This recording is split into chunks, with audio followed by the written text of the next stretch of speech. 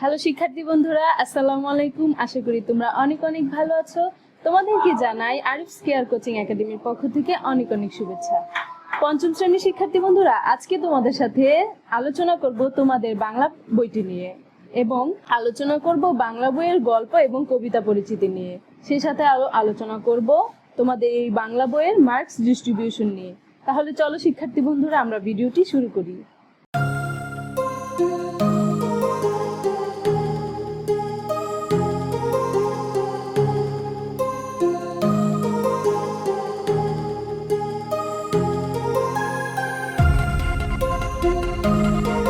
শিক্ষার্থী বন্ধুরা, তোমরা বোর্ডে দেখতে পাচ্ছ এখানে আমি তোমাদের বইয়ের গল্প এবং কবিতাগুলো লিখে রেখেছি। এখন তোমাদের সাথে এই গল্প এবং কবিতা নিয়ে প্রাথমিক আলোচনা করব, কিন্তু তার আগে আলোচনা করব তোমাদের এই মার্কস ডিস্ট্রিবিউশন নিয়ে।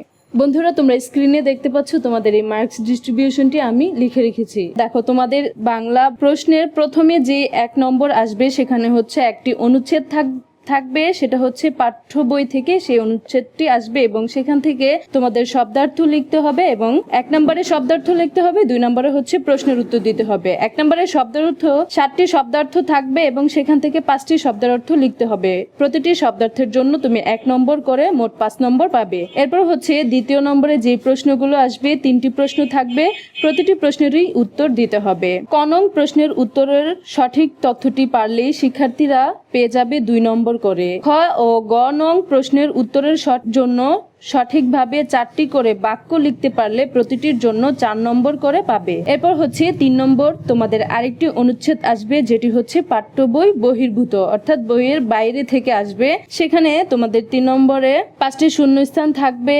প্রতিটি শূন্যস্থানের সঠিক শব্দ লেখার জন্য 1 নম্বর পাবে। কেউ যদি পুরো বাক্য লেখে তাকেও 1 নম্বর দিতে হবে। এরপর হচ্ছে 4 নম্বর হচ্ছে 3টি প্রশ্ন থাকবে এবং প্রতিটির উত্তর লিখতে হবে।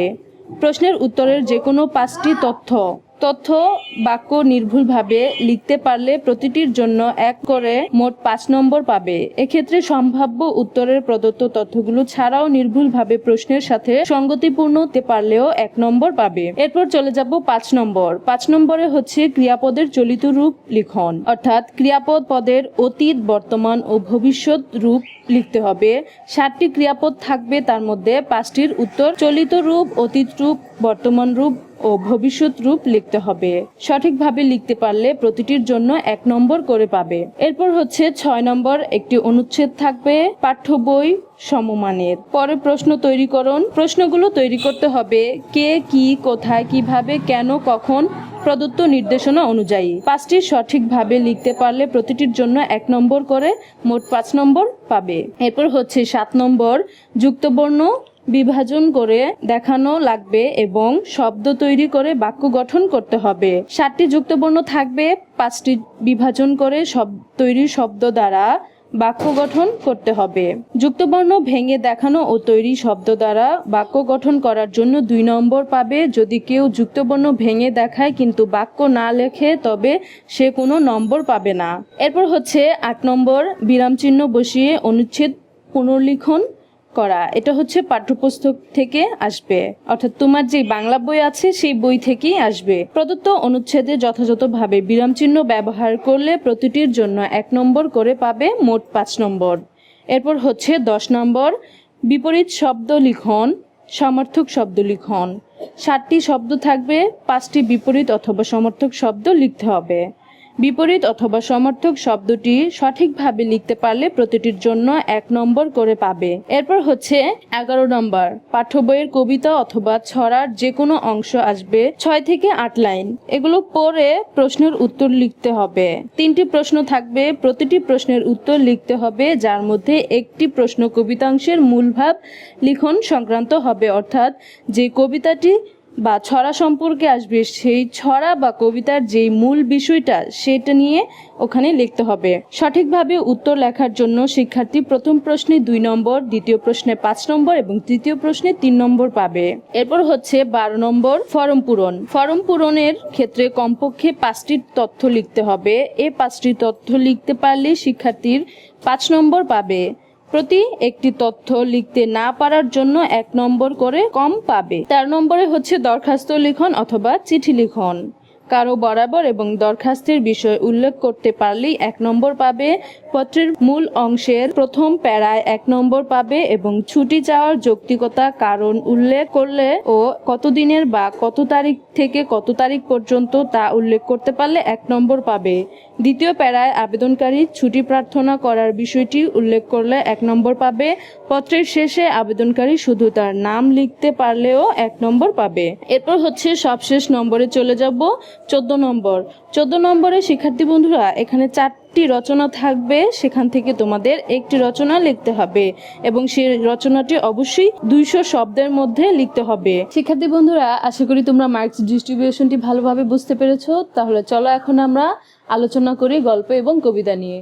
শিক্ষার্থী বন্ধুরা এখানে গল্পগুলি তোমরা দেখছো। প্রথম গল্প হচ্ছে এই দেশ এই মানুষ। এই দেশ এই মানুষ এই গল্পে আলোচনা করা হয়েছে বাঙালি ছাড়াও আমাদের এই বাংলাদেশে অন্যান্য যেই জাতি রয়েছে, ক্ষুদ্র নৃগোষ্ঠী রয়েছে, তাদের নিয়ে এখানে আলোচনা করা হয়েছে। অর্থাৎ বাঙালি ছাড়াও যে চাকমা, মারমা, হাজং, মোরং, গারো ইত্যাদি ক্ষুদ্র নৃগোষ্ঠী রয়েছে, তাদের নিয়ে এই দেশ এই মানুষ গল্পে আলোচনা করা হয়েছে। এরপর হচ্ছে দ্বিতীয় গল্প হচ্ছে সুন্দরবনের প্রাণী। শিক্ষার্থী বন্ধুরা তোমরা জানো বাংলাদেশের দক্ষিণে যে ম্যানগ্রোভ বন রয়েছে অর্থাৎ সুন্দরবন, এই সুন্দরবনের পরিবেশ নিয়ে, সুন্দরবনের প্রাণী নিয়ে, সুন্দরবনের গাছপালা নিয়ে আলোচনা করা হয়েছে সুন্দরবনের প্রাণী এই গল্পে। এরপর হচ্ছে হাতি আর শিয়ালের গল্প। হাতি আর শিয়ালের গল্প এটি একটি খুব মজার গল্প। এই গল্পের বিস্তারিত আলোচনা তোমাদেরকে আমি পরে বলে দিব। এরপর হচ্ছে বীরের রক্তে স্বাধীন এই দেশ। বীরের রক্তে স্বাধীন এই দেশ, এখানে এই গল্পে আলোচনা করা হয়েছে 3 জন বীরশ্রেষ্ঠ নিয়ে। একজন হচ্ছে বীরশ্রেষ্ঠ নূর মোহাম্মদ শেখ, বীরশ্রেষ্ঠ মুন্সি আব্দুর রউফ এবং বীরশ্রেষ্ঠ মোহাম্মদ রুহুল আমিন। এই 3 জন নিয়ে আলোচনা করা হয়েছে, অর্থাৎ এই 3 জন কিভাবে আমাদের মুক্তিযুদ্ধ সফল হতে সাহায্য করেছে সেসব বিষয় নিয়ে এই বীরের রক্তে স্বাধীন এই দেশ গল্পে আলোচনা করা হয়েছে। এরপর চলে যাব শখের মৃৎশিল্প। শখের মৃৎশিল্প গল্পে মাটি দিয়ে আমরা আমাদের যে সামগ্রী তৈরি করতে পারি সেসব নিয়ে আলোচনা করা হয়েছে। এরপর হচ্ছে স্মরণীয় যারা চিরদিন। বাংলাদেশ স্বাধীন হতে যে সকল মানুষ আমাদেরকে সাহায্য করেছেন এবং যাদের জীবন উৎসর্গ করে যুদ্ধকে সফলতা দান করেছেন তাদের নিয়ে এখানে আলোচনা করা হয়েছে। এরপর চলে যাব কাঞ্চনমালা আর কাকনমালা। কাঞ্চনমালা আর কাকনমালা গল্পে আলোচনা করা হয়েছে 2 বন্ধু নিয়ে, অর্থাৎ এক বন্ধু থাকে রাখাল, আরেক বন্ধু থাকে রাজপুত্র, তাদের মধ্যে যে সম্পর্কটা থাকে সেটা নিয়ে আলোচনা করা হয়েছে। এরপর চলে যাব অবাক জলপান। শিক্ষার্থী বন্ধুরা এটি মূলত একটি গল্প না, এটা হচ্ছে একটি ছোট নাটিকা। এইটি নিয়েও আমি তোমাদের সাথে পরবর্তীতে বিস্তারিত আলোচনা করব। এরপর চলে যাব শিক্ষার্থী বন্ধুরা মাটির নিচে যে শহর।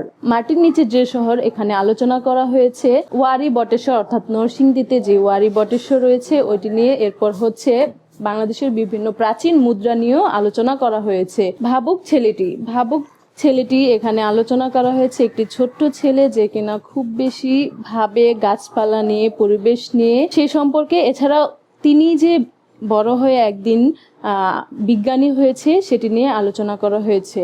এরপর চলে যাব বিদায় হজ। এই গল্পে আলোচনা করা হয়েছে মহানবী সাল্লাল্লাহু আলাইহি সাল্লাম বিদায় হজ করেছেন যে সে বিষয়ে। এরপর চলে যাব দেখে এলাম নায়াগ্রা। এই গল্পে আলোচনা করা হয়েছে নায়াগ্রা জলপ্রপাত নিয়ে। শিক্ষার্থী বন্ধুরা তোমরা জেনে গেছো ইতিমধ্যে যে নায়াগ্রা জলপ্রপাত হচ্ছে বিশ্বের সবচেয়ে বড় জলপ্রপাত। এরপর চলে যাব শিক্ষার্থী বন্ধুরা, এরপর গল্প হচ্ছে মাওলানা আব্দুল হামিদ খান ভাসানী। মাওলানা আব্দুল হামিদ খান ভাসানী উনি ছিলেন একজন বড় মাপের নেতা এবং এই মাওলানা আব্দুল হামিদ খান ভাসানী গল্পে তার শৈশব থেকে তার মৃত্যু পর্যন্ত তার জীবনের বিভিন্ন ঘটনা আলোচনা করা হয়েছে।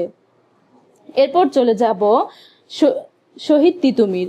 শিক্ষার্থী বন্ধুরা তোমরা জানো শহীদ তিতুমির ব্রিটিশদের বিরুদ্ধে আন্দোলন করেছেন। সেই আন্দোলনের একদম শুরু থেকে শেষ পর্যন্ত এই শহীদ তিতুমির গল্পে আলোচনা করা হয়েছে। এরপর চলে যাব গল্প অপেক্ষা। শিক্ষার্থী বন্ধুরা অপেক্ষায় তোমাদের এই বাংলা বইয়ের শেষ গল্প এবং এই গল্পে বাংলাদেশের মুক্তিযুদ্ধ নিয়ে বিভিন্ন বিষয় আলোচনা করা হয়েছে।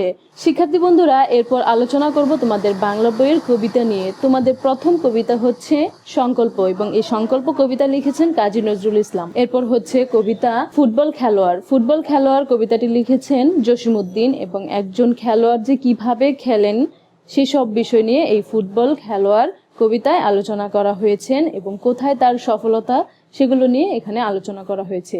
এরপর চলে যাব ফেব্রুয়ারির গান। ফেব্রুয়ারির গান কবিতাটি লিখেছেন লুৎফর রহমান রিটন। লুৎফর রহমান রিটন ফেব্রুয়ারির গান কবিতাটি লিখেছেন এবং এই কবিতায় রয়েছে ফেব্রুয়ারিটা মূলত আসলে কি এবং ফেব্রুয়ারির ভোরে সকালবেলায় আমরা কেন ফুল দিতে যাই শহীদ মিনারে, এসব বিষয় নিয়ে ফেব্রুয়ারির গান কবিতায় আলোচনা করা হয়েছে।